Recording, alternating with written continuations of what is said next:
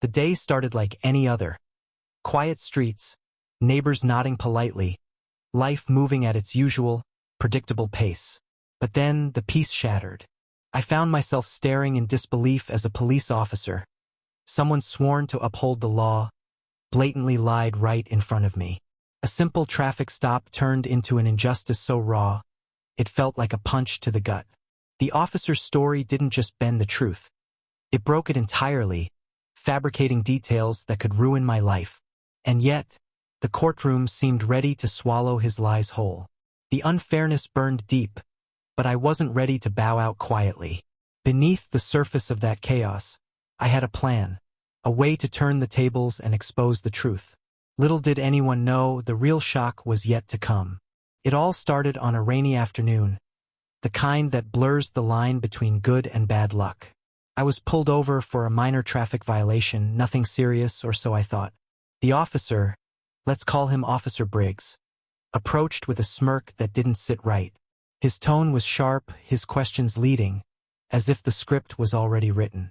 Nearby, a crowd gathered, curious, yet cautious.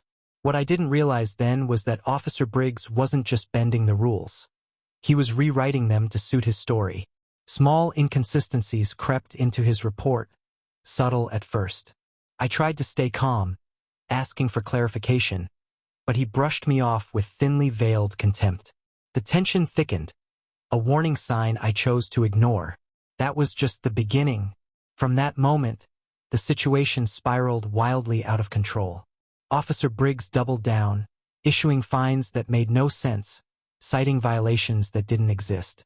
Friends whispered about his reputation, an officer with a knack for intimidation, a man who enjoyed wielding his badge like a weapon. Then came the threats, veiled warnings about what would happen if I pursued this further. My car was tampered with mysteriously, my credibility questioned and hushed. Conversations.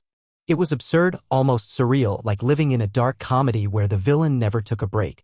Yet, amid the chaos, small victories emerged. I caught discrepancies in his paperwork, noticed the way his story shifted under pressure.